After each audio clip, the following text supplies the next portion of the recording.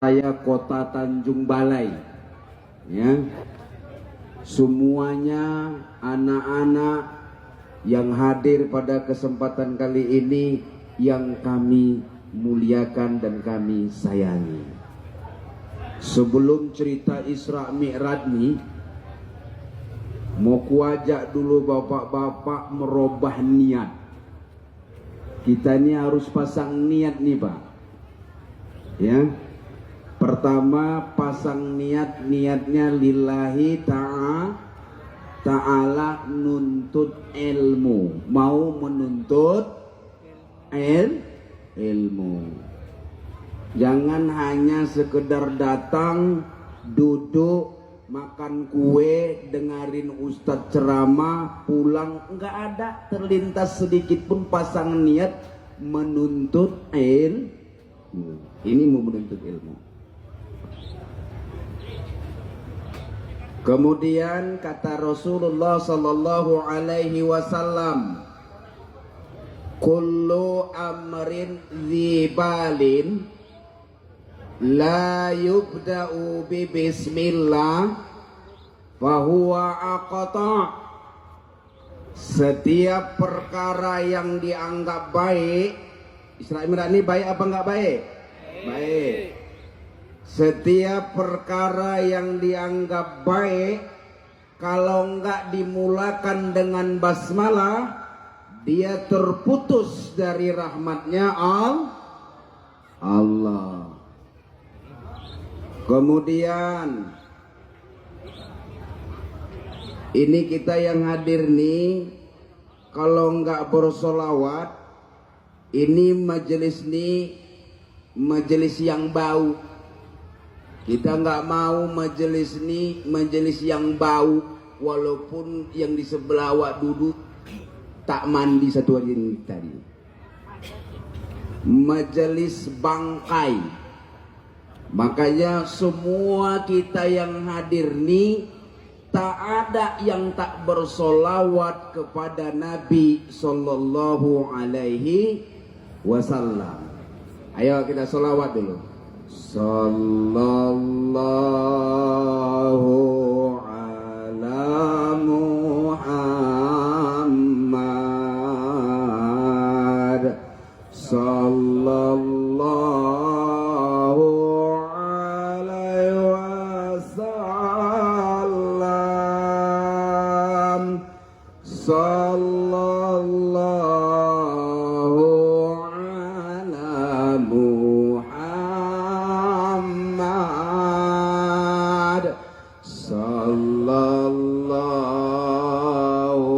alaihi wasallam.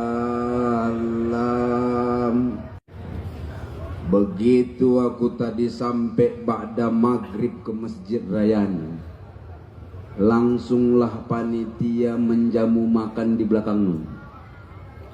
Keluarlah ikan pare gule loma. Teringatlah aku pepatah Tanjung Balai, ya toh, biar rumah ondak runtuh, yang penting gule loma. Teringatlah aku itu lagi. Keluar sambal belacan yang enakan rasa kuah. Sambal belacan enak kali. Pura-pura aku tanya Pak Eko, tanya sambal belacan tuh tuan dibungkus 1 hari 2 hari. Oh berarti Ustadz ini mau minta bungkus nih. Dibungkus orang tuh Pak, udah di dalam mobil Pak. Ya, banyak ikan tuh, tapi tak ada satu pun ku tengok kemudi kapal. Pernah aku ceramah di sana Nun, ada kemudi kapal lagi kosong nih Ustaz katanya pula. Ya kan? Enak kali lah Tanjung Balai ini ya. Tinggal mengambil ikan kalian di tambaknya Allah Subhanahu wa taala itu, tak pernah kalian ngasih makan ikan. Iya kan? Ada kalian yang pernah ngasih makan ikan di laut tuh? Kami 10 meter kali 20 meternya kolam kami, sagoni habis pelet tuh. Iya, sagoni habis pelet itu. Ini tak ada ngasih makan, berdatangan kan tuh ke keramba-keramba pinggir laut tuh ya kan, sampai dibawa ke daerah-daerah ikan dari Tanjung Balai. Luar biasa nikmat Allah di Tanjung Balai ini. Pingin kalilah aku tinggal di Tanjung Balai ini kalau teringat aku sama ikan itu tadi. Tapi nikmat ini kan gak hanya ikan. Banyak nikmat yang diberikan Allah kepada kita hidup ini. Di Siantar mungkin lain lagi modelnya. Yang tak ada di sini tapi banyak di Siantar kan ada juga itu. Cuman karena tak datang kalian ke Siantar sehingga tak tahu kita apa yang gak ada di sini ada di sana. Banyak di sana. Yang jelas kalau zaman dahulu kala, dulu Siantar tuh Pak, Ustadz kalau datang ceramah maulid sama Isra Mi'raj itu dari Tanjung Balai. Dari Tanjung Balai. Dulu, sekarang dari Siantar ke Tanjung Balai. Nah, udah bertukar. Kata Allah, wa tilkal ayyam nudawiluha bainan nas. Dulu ustad marganya Lubis, Nasution, Rangkuti kalau dia orang Batak. Orang Melayu, ustad dulu. Tengku-tengku Ustaz dulu, ulama-ulama dahulu. Sekarang marga Sitanggang, bayangkan. Kalau dulu marga Sitanggang itu Pak, buka pakter tua. Ceramah kudisi gambal, tak jauh dari lokasi ceramahku itu, marga Sitanggang ada di situ, buka pakter tua. Untunglah nggak seakidah dengan aku. Kalau nggak apa nggak malu aku. Ceramah lagi aku ke ujung Tanjung. Begitu juga. Rokan Hilir sana, begitu juga. Di kilometer 38 Balam Sempurna itu, marga Sitanggang juga yang buka pakter tua, Pak. Ini lain ceritanya. Ke Tanjung Balai ini marga Sitanggang ceramah Isra wal Mi'raj. Oke. Muncullah ku tengok tadi kori. Ku tanya sama ketua, bagus sekali bacaan kori ini Ustaz.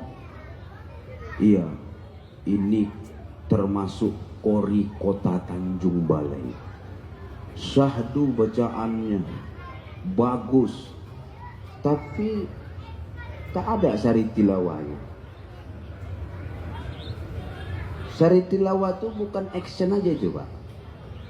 Banyak kali sekarang orang dibacakan Al-Quran maknanya nggak tahu. Sari tilawah ini kalau kita mengadakan acara macam ini dibuat aja Pak. Cuman jangan aneh. Nanti kalau korinya laki-laki, sari tilawahnya perempuan, nggak gitu. Kalau korinya laki-laki, sari tilawahnya pun juga laki-laki. Kalau korinya perempuan, sari tilawahnya juga perempuan. Macam itu. Baru ku tengoklah tadi disusun di sini anak yatim. Itu pun perwakilan, bukan itu semuanya. 60 ya Pak. Ada 60 yang dibariskan paling ada 12 orang tadi. Mewakili 21 kecamatan dari 6 kecamatan sekota Tanjung Balai. Terima kasih Ustaz ya. Ya. Kumpul. Teringat tawa. Kata Nabi, ana wa kafilul yatim fil jannati hakadha. Saya bersama penyantun, donatur, sama yang memelihara, sama yang menyekolahkan, sama yang mendidik anak yatim di dalam surga keadaan begini. Hakaza kata Nabi, dirapatkan Nabi telunjuknya dengan jari tengahnya. Itu hadis. Ya. Ana wa kafilul yatim, saya dengan penyantun anak yatim itu fil jannati, nanti di dalam surga. Hakaza. Hakaza diterangkan di dalam hadis Nabi itu, beliau rapatkan jari telunjuknya dengan jari tengahnya. Nggak ada jarak Pak, orang yang suka memelihara anak yatim sama Nabi di surga Pak. Jadi semua sahabat-sahabat Nabi itu cinta sama anak yatim. Datang orang sekarang tergila-gila sama mamanya anak yatim. Makanya banyak laki-laki sekarang makan harta anak yatim. Bapak pikir enak nikah sama janda? Kalau janda ditinggal mati, temakan awak harta anak yatim, bahaya seperti yang dibacakan Qori tadi. Bahaya seperti yang dibacakan Qori tadi. Tiba-tiba memang sunnah Nabi, karena Nabi melaksanakannya, nikah dengan janda. Tapi janda yang bagaimana? Khadijah janda yang ditinggal mati Abi halahnya sudah mati duluan. Jadi single parent itu, Khadijah itu janda yang ditinggal mati, tak punya anak lagi. Karena si Hala sudah lebih dulu meninggal. Itu yang dinikahi Nabi. Jadi Nabi nggak pernah menikahi janda terus nggak selektif dengan menikahi janda. Hati-hati kalau janda tinggal mati. Lanjut, ini cerita anak yatim tadi. Baru naik lagu kemari, ceramah Isra wal Mi'raj sambil penyambutan bulan suci Ramadan. Ini mau ku awali dari mana ini cerita? Kalau cerita Masjidil Haram, Masjidil Aqsa udah capek lah orang tiap tahun katanya tadi Isra Mi'raj di Masjid Raya. Begini, kita mau cerita pra Isra wal Mi'raj, jauh hari sebelum Isra wal Mi'raj. Dicatat, diingat baik-baik karena niatnya ngaji nih. Tahun ke-9 kenabian, beda 9 hijrah, beda 9 kenabian. Umat Islam sudah mulai banyak. Jawabnya sudah mulai banyak. Ketika umat Islam sudah mulai banyak, ceritanya begini Pak, saya ulang. Di tahun ke-9 dari kenabian, pengikut Nabi mulai banyak. Dirubah bahasanya. Pengikut Nabi mulai banyak. Semakin banyak pengikut Nabi ini, semakin emosi orang-orang yang gak cocok, yang gak suka dengan Nabi. Itu tanggal 9, tahun ke-9 dari kenabian. Tahun ke-10 dari kenabian, di bulan Ramadan, ingat bulannya bulan Ramadan. Udah 10 tahun Nabi diangkat menjadi Nabi, berarti Nabi berumur 50 tahun. Itu pamannya Abu Thalib wafat. Pamannya Abu Thalib wafat. Pamannya ini nggak beriman memang. Pamannya ini adalah satu-satunya orang di negeri Makkah setelah Abdul Muthalib wafat yang menjadi backing Nabi Muhammad sallallahu alaihi wasallam. Pernahnya Bapak tengok orang bilang begini sama orang lain, kawan tuh bandal. Udah datang kawan yang satu lagi mau dihajarnya kawan itu. Mau dihajarnya kawan itu. Dibilang kawan ini, kalau Ujang itu udah kumatikan itu. Jadi yang ditakutinya siapa? Wa Ujangnya. Yang dihormatinya siapa?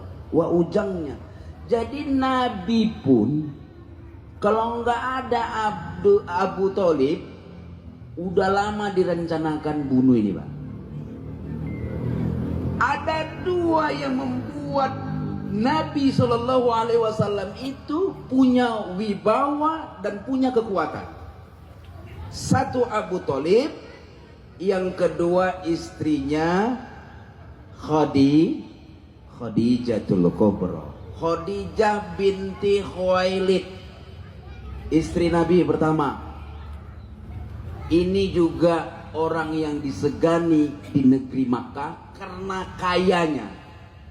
Jadi dari zaman dulu itu Bu, orang kalau udah kaya kali segan kali orang nengoknya. Pernah Ibu dengar orang cakap begitu kan? Awak kalau miskin, betul pun yang awak bilang tak cocok rasa orang. Coba kalau kaya, kentut awak pun merdu rasa orang. Kok merdu kali Ci katanya. Iya kan? Yang salah pun awak buat cocok rasa orang. Rupanya dari dulu orang kaya ini disegani, terutama sama orang goblok. Orang di zaman Nabi itu masih goblok semua rata-rata. Jadi nengok orang kaya itu wah sekali. Jadi lihat Khadijah itu wah sekali Pak.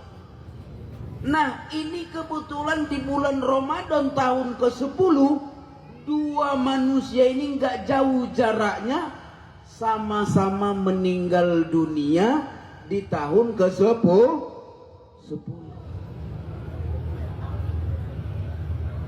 Diganggu Nabi, diganggu Pak, karena backing Nabi udah nggak ada. Nabi diganggu melalui pengikut-pengikutnya pun disiksa. Termasuk yang salah satu yang disiksa itu namanya Hindun. Hindun disiksa. Hindun ditanyain, "Hei Hindun, kau mulai aneh ya? Udah mulai kau ikuti-ikuti si Muhammad itu ya? Udah mulai masuk kau ke kelompok-kelompok mereka ya? Masuk Islam kau kudengar ya?" Kata orang-orang yang benci itulah sama Hindun. Apa jawab Hindun? "Aku nggak ada masuk Islam," kata Hindun. Terus begitunya bahasanya, kata Abu Jahal. "Tidak, Islam yang masuk ke diriku." Dia tak masuk Islam katanya Bu, tapi Islam itulah yang masuk ke diri dia. Bilal bin Rabah juga disiksa. Semua rata-rata disiksa. Akhirnya Nabi teringat, oh, atau kami kan ada orang-orang pintar di Taif. Taif tuh nggak jauh dari Makkah, Pak. Paling ini ke 50 lah. Nggak sampai lah ini ke Siantar. Oh, ada keluargaku yang pintar-pintar di Taif. Itu aja lah aku ajak beriman. Berangkatlah Nabi dakwah ke negeri Taif bersama Zaid bin Harisah. Sama siapa? Zaid bin Harisah. Zaid bin Harisah ini budak Afrika, budaknya Abu Thalib, budaknya Khadijah, yang dihadiahkan kepada baginda Nabi. Berangkat sama Zaid bin Harisah ke Taif. Berapa lama di Taif? 40 hari. Ada yang berpendapat 35 hari. Lebih dari sebulan di negeri Taif berdakwah, satu orang nggak ada yang beriman, Pak. Satu orang pun nggak ada yang beriman. Bani Saqaf itu nggak ada yang masuk Islam, nggak ada yang tertarik. Padahal tempat yang dikunjungi bukan tempat orang-orang goblok. Karena pada masa itu, menurut ahli sejarah, peradaban sudah lebih maju Taif ketimbang Makkah itu sendiri. Jadi Nabi berangkat ke negeri Taif, melakukan lobby-lobby, melakukan diplomasi kayak mana mereka bisa bertahan di sana. Lama-lama berdakwah, lamanya 1 bulan lebih, hampir 40 hari, tapi nggak ada satupun yang beriman ngikut Nabi. Malah Nabi diusir dari negeri Taif, dilempari batu sampai berdarah tumitnya, berdarah sandalnya. Begitu juga terluka juga kawannya Zaid bin Harisah.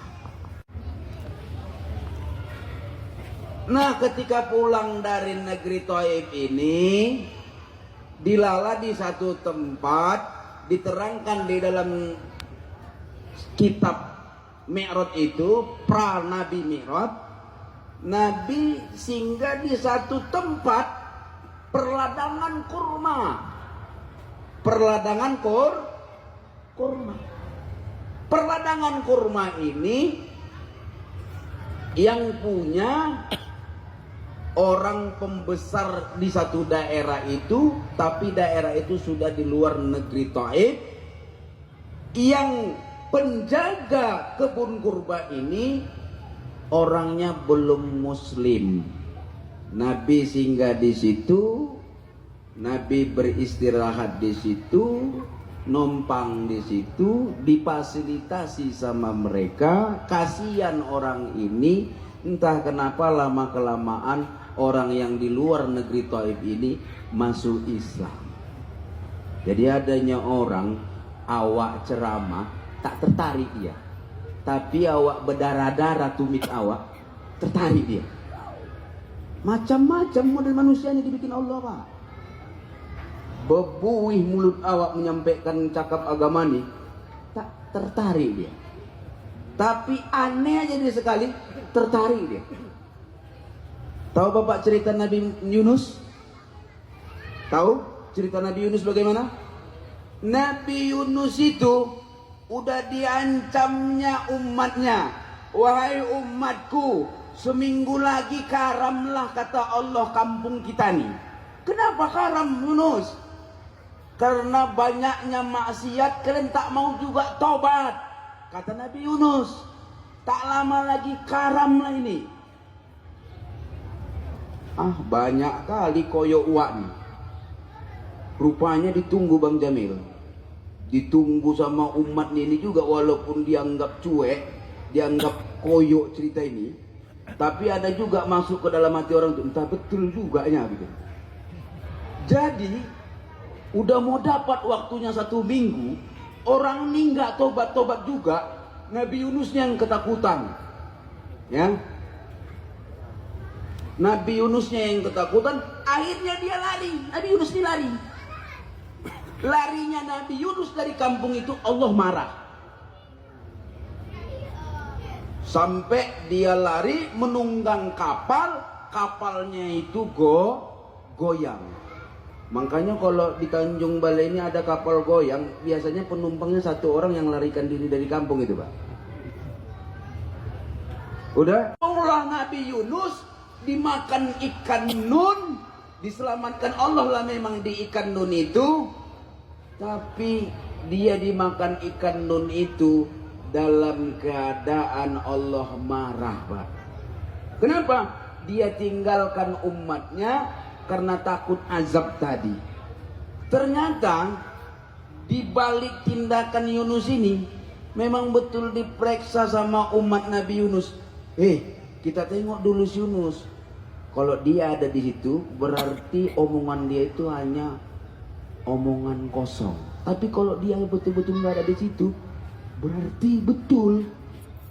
Ditengok ke rumahnya, memang nggak ada lagi Yunus. Dicariin bang, nggak ada lagi Yunus. Berarti betul. Tobat mereka semua, sehingga gara-gara larinya Nabi Yunus, orang ini tobat. Dimuntahkan ikan nun Nabi Yunus dengan kuasanya Allah. Nabi Yunus ini udah dimuntahkan pun ke daratan pak, masih takut balik ke kampungnya karena dengarnya kampungnya itu belum diazab sama Allah. Takut Nabi Yunus balik ke kampungnya karena dengar dia kampungnya itu belum diazab oleh Allah. Entah kenapa kepetuk sama umatnya, orang kampungnya. Hei Yunus, lari dia pak. Yunus, selamatkan kami Yunus. Berhentilah dia. Berhenti dia. Kenapa? Ada apa kalian? Kami nggak ada, kau makin gersang hati kami. Kami sudah bertobat kepada Allah. Rupanya pas larinya Nabi Yunus tadi itu, sekampung ini tobat pak. Tapi kalau Nabi Yunus tidak lari, sekampung ini nggak tobat-tobat pak.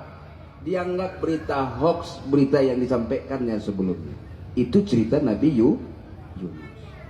Jadi ini sekarang kita ceritanya, kalau ada ulama, kalau ada orang alim, kalau ada anak pondok, kalau ada orang yang rajin ke masjid, orang yang beramal soleh selalu menyampaikan petuah-petuah sama kita, jangan terus kita tolak.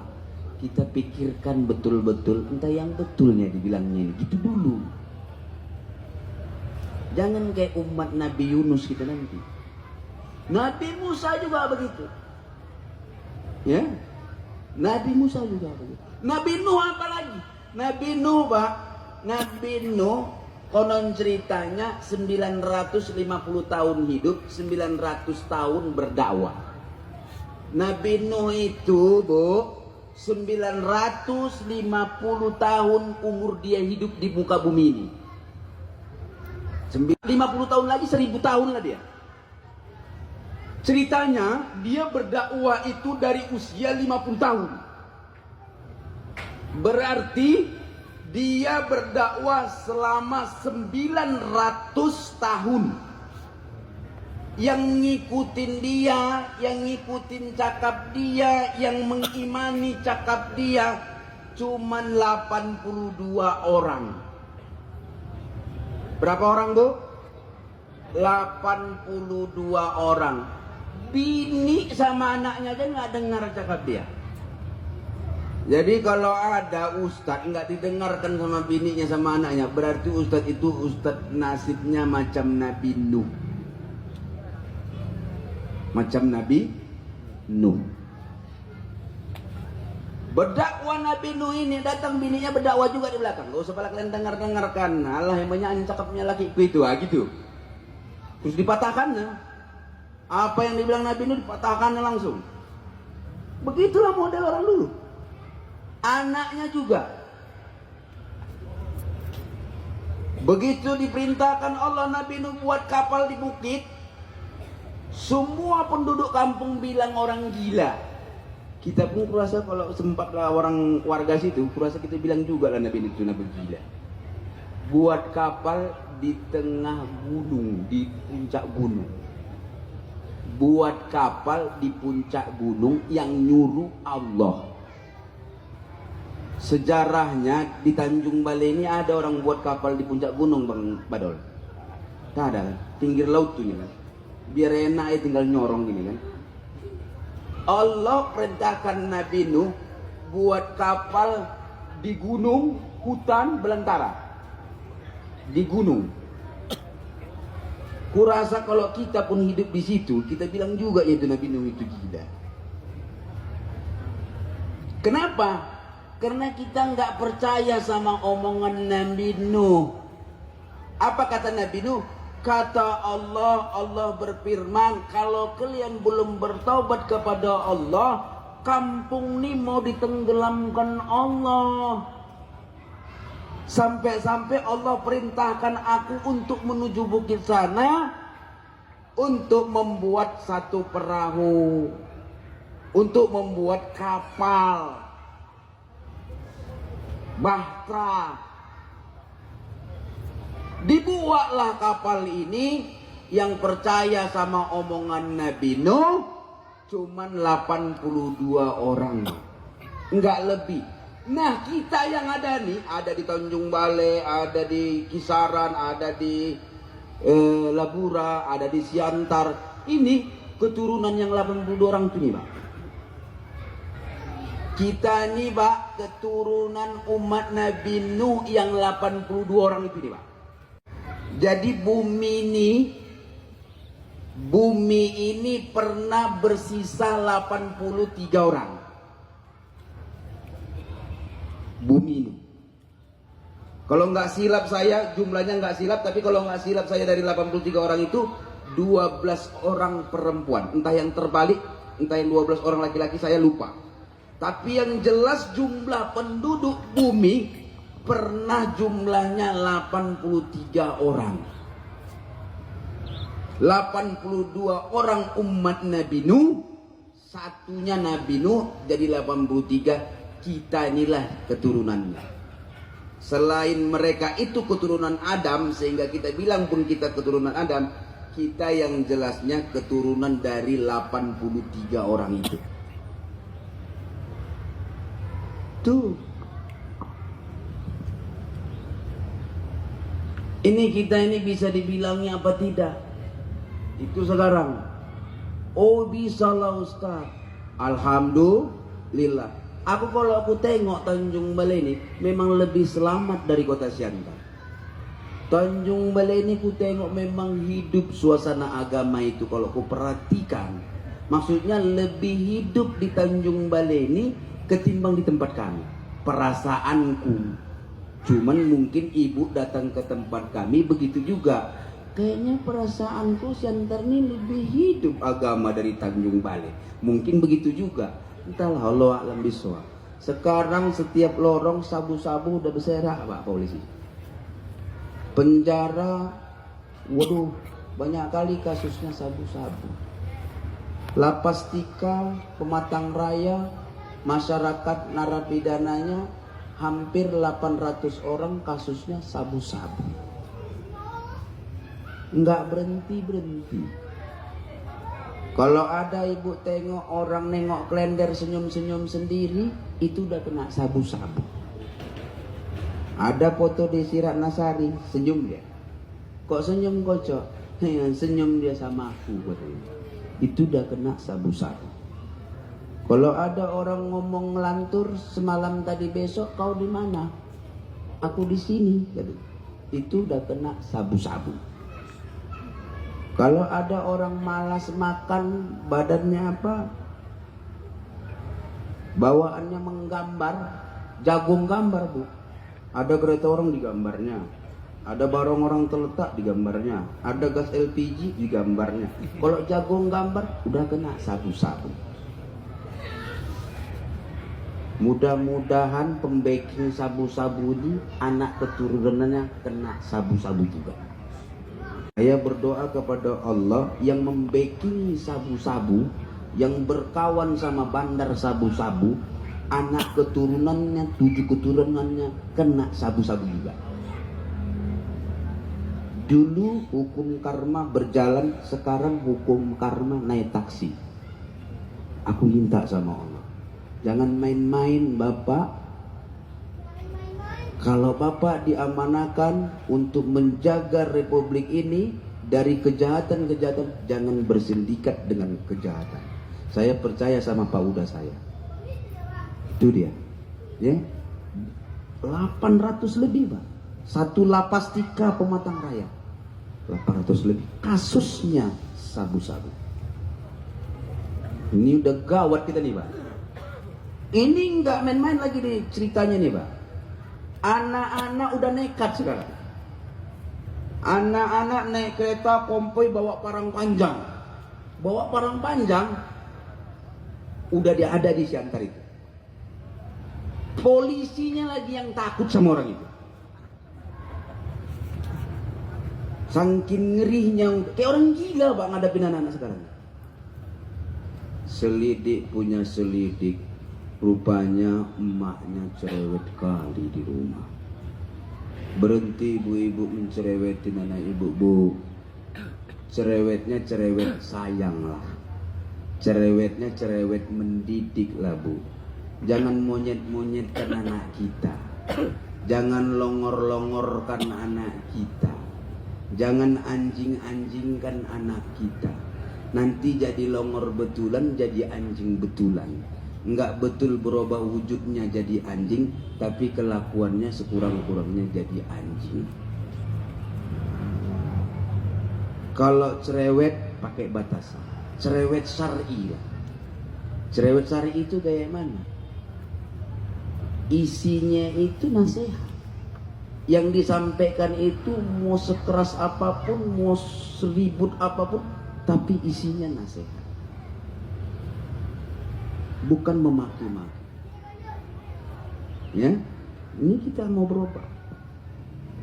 Nanti Ramadan, ibu-ibu itu kan bangunnya jam berapa, Bu? Kalau Ramadan bangunnya ibu-ibu jam berapa? Jam 3. Karena ada rice cooker itu sekarang jam 3. Enggak, jam 4. Di tempat kami jam 4. Berarti di sini ada tahajudnya. Ada tahajudnya ya, Bu ya? Alhamdulillah, mudah-mudahan betul.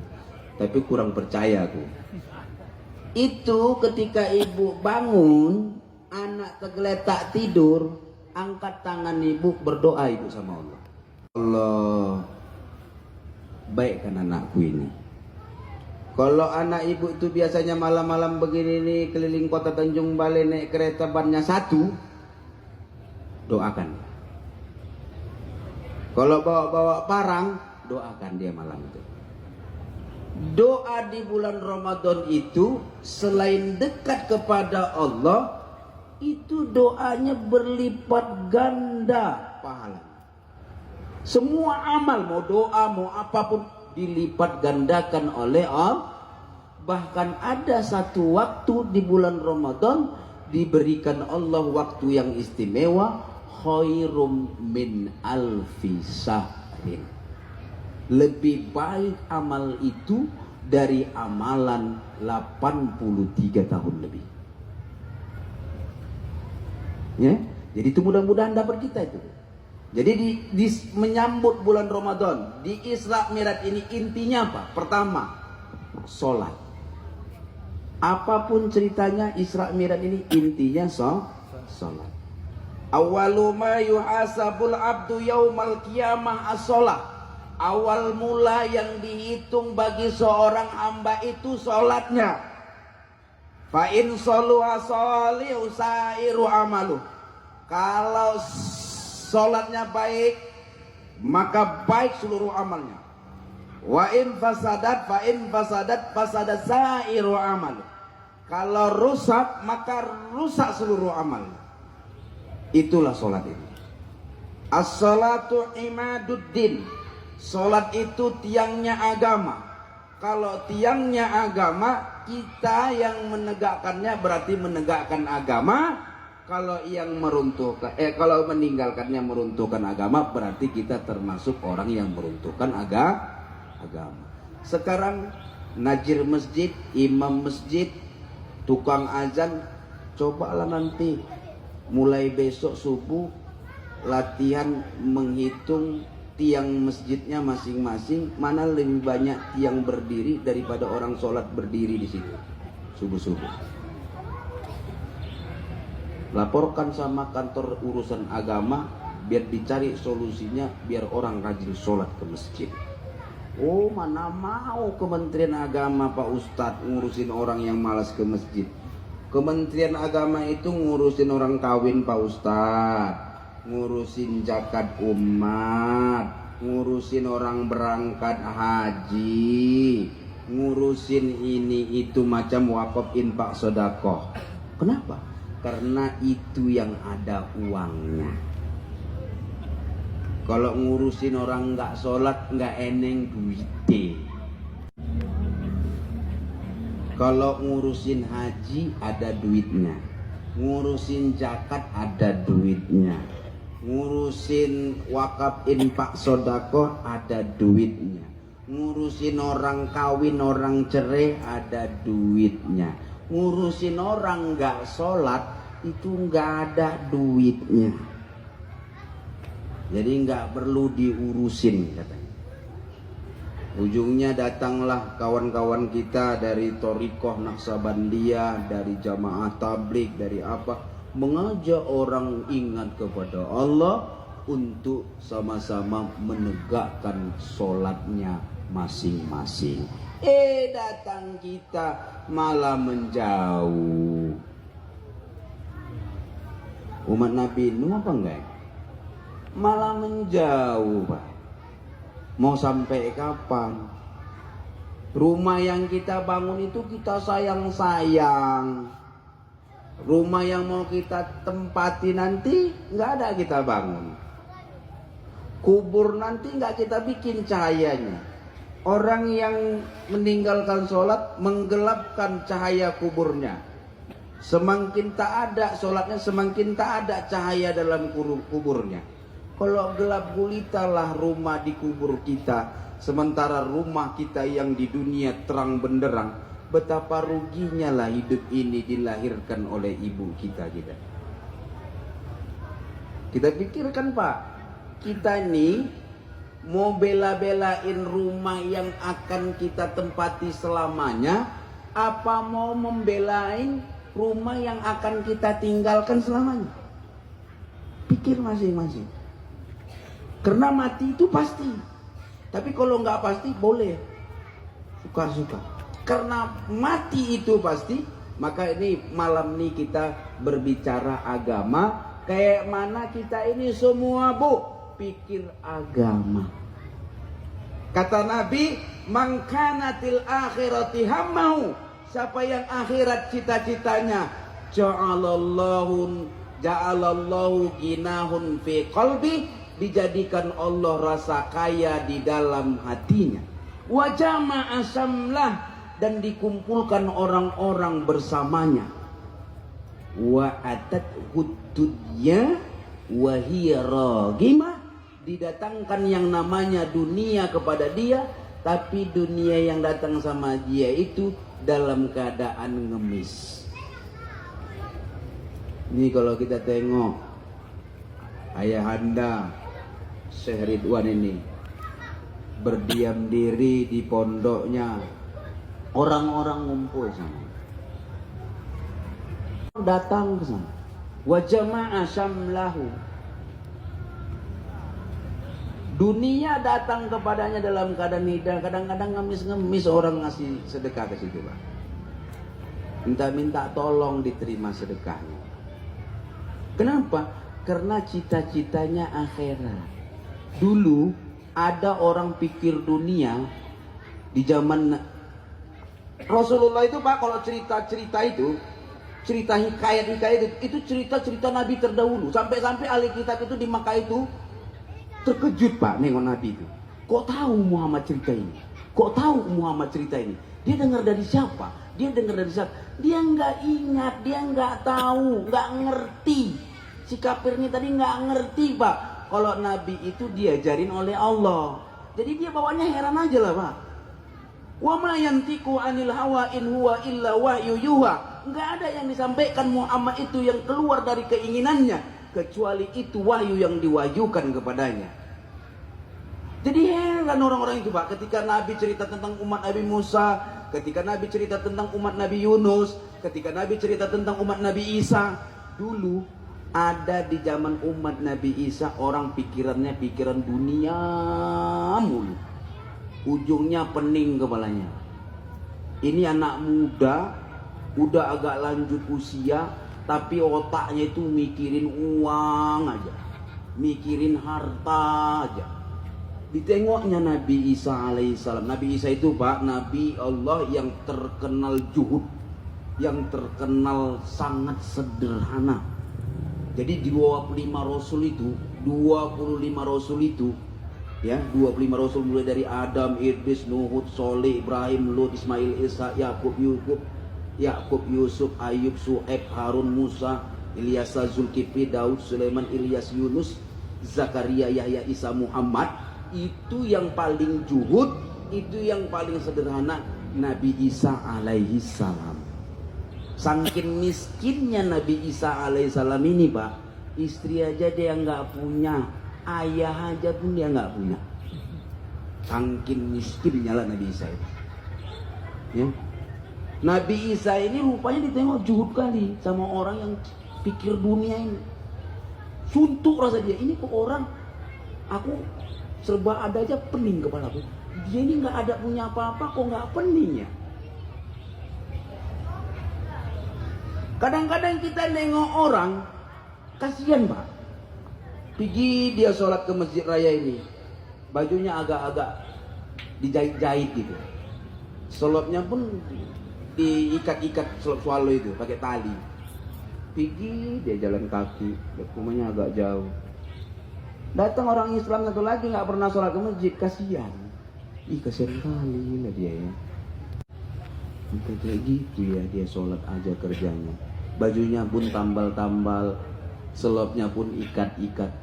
Dalam diam, rupanya uak yang bajunya tambal-tambal ini pun kasihan juga nengok yang kaya ini tadi. Ih kasihannya lah aku nengok uak yang kaya ini ya. Kaya banyak hartanya, nggak tahu dia di mana masjid. Nyari masjid nggak jumpa-jumpa wani. Dengar ajan nggak dengar dia. Kasihan kali. Rupanya sama-sama kasihan Pak. Ujungnya ini sama-sama kasihan. Nabi Isa pun juga gitu. Kasihan nengok anak mudanya pikir dunia aja. Nah, anak muda ini habis pikir dia kok kayak mana Nabi Isa ini gitu. Lama-lama Pak, anak muda ini tobat. Udah ikut Isa aja lah. Buang aja lah harta ini, pikir akhirat aja, gitu. Ya. Ini asbabul urus hadis tadi. Inilah sebab-sebab keluar hadis Nabi yang saya baca tadi.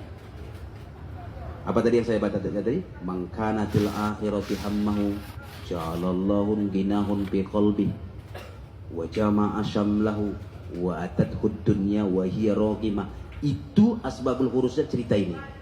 Anak muda ini pening nengok Nabi Isa kok juhud sekali, kok enak aja, anteng aja hidupnya, nggak punya apa-apa kok anteng aja. Aku banyak serba ini kok pening, gitu. Ditinggalkannya namanya dunia. Aku sekarang Isa, ya Nabi Allah Isa ikut kau aja lah. Kenapa? Ya nggak cocok rasaku dunia ini lagi. Aku udah suluk-suluk aja lah aku. Ikut kau aja lah aku. Kau bilang nggak boleh makan daging, nggak makan daging aku. Kau bilang nggak boleh begini, nggak gitu aku lagi. Suntuk aku dibikin dunia ini. Oke lah, kalau kayak gitu. Aku mau mengembara, kata Nabi Isa. Kau ikut apa enggak? Ikut Nabi Isa. Ikut Nabi Allah. Ikut. Tengah jalan, kebetulan Nabi Isa ini mengembara ini bawa perbekalan. Kawan ini walaupun kaya, walaupun udah meninggalkan harta dunia, nggak ada bawa perbekalan, Mbak. Nompang aja sama Nabi Isa. Di tengah jalan dibuka orang tulah sarapan, roti. Roti yang dibawa Nabi Isa ini nggak banyak, Pak. Tapi waktu mau sarapan begitu dibagi 3 roti ini. Dibagi 3.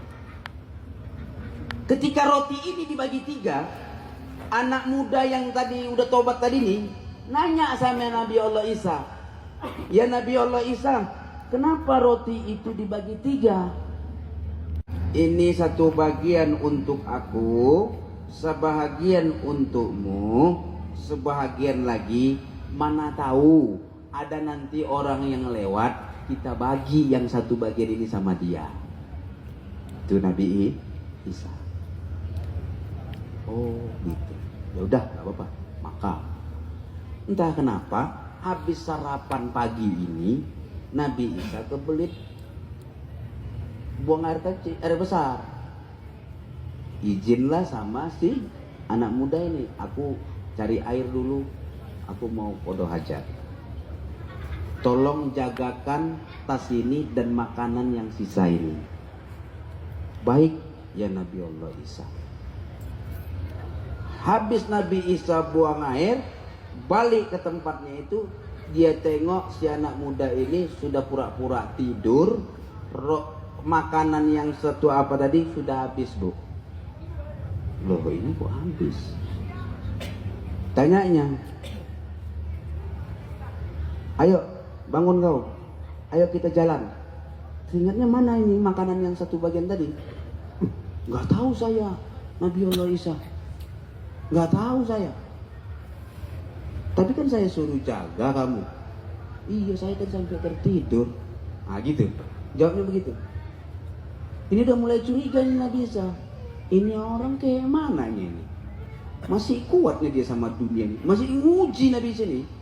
Kayak mana ini? Nah, sampai pertemuan sampai peristirahatan yang kedua, jumpalah makan siang. Tapi sudah di agak sore. Entah kayak mana pada saat itu cara makannya itu berburu, Pak. Berburu. Entah kayak mana kesaktian Nabi Isa ini kan banyak. Dapatlah satu ekor burung, Bang Jamil. Dapat satu ekor burung yang agak besar, dibakar lah itu. Dibagi 3 lagi, Bang Jamil. Dibagi 3 lagi. Ditanya lagi sama anak muda ini. Ini kok bagi 3 lagi? Ya seperti tadi pagi. Tetap ada bagian yang lain. Ini satu bagian untukku, kata Nabi Isa. Satu bagian untukmu, satu bagiannya lagi untuk orang yang makan roti tadi pagi, yang makan sisa makanan tadi pagi. Gitu. 5, singkat cerita, habis makanan ini, lanjutkan lagi perjalanan. Entah kayak mana datang izin Allah, ketemu mereka sama emas. Ini sebenarnya batu, Pak. Itulah kuasanya Allah membuat mujizat kepada Nabi Isa. Jadi emas kau, jadi emas, kata Nabi Isa. Batu itu jadi emas, batu itu. Merah mata si anak muda yang tobat ini tadi, Pak. Begitu nengok emas itu tadi. Ini emas betulan ini. Betul emas. Ditengok ya, diperiksa. Nabi Allah, ini memang betul emas? Iya, ini emas. Terus kayak mana emas ini? Ya ini kita mau bagi 3. Kok bagi 3 terus sih, katanya? Tadi pagi bagi 3, tadi siang bagi 3, ini pun bagi 3 lagi, katanya. Iya. Satu bagian untuk aku, satu bagian untukmu, satu bagian yang makan roti tadi pagi tuh. Barulah di situ dibilangnya, akulah yang makan roti tadi pagi itu. Ya udah, kalau udah begitu, semua 3 bagian ini nggak usah dibagi-bagi lagi. Semua bagian emas ini untukmu. Tapi di sini kita berpisah. Kau di sini aja, aku mau lanjut ke perjalananku. Nggak lama begitu ditinggalkan Nabi Isa, kata Nabi SAW, begitu ditinggalkan Nabi Allah Isa, datang penyamun 2 orang, perampok. Lewat perampok, ditengoknya kawan ini sedang mengumpulin emas. Hei tuan, ada apa ini? Kok apa ini? Emas. Oh, ini mau dimatikan dia nih. Kalau bisa, ini dihajar aja orangnya, emasnya sama orang ini 2, sama si penyamun ini. Dan entah kayak mana, rupanya kalau kejahatan itu Pak, sama orang jahat Pak, kalau diajak nego boleh Pak. Diajak kawan nih yang pikir dunia ini tadi, yang mantan tobat ini tadi. Ginilah, aku ampun lah aku sama kalian 2. Kulawan pun kalian 2 nggak mampu aku. Ginilah, ini emas ini kan banyak lagi. Kita bagi 3 lah emas ini ya. Katanya, daripada sama sekali nggak dapat dia, kita bagi 3 lah emas ini ya kan. Entah kayak mana penyamun ini Pak, sepakat Pak. Bagi 3. Ya udah kalau kayak gitu Pak bilang bagi 3, bagi 3. Bagi 3.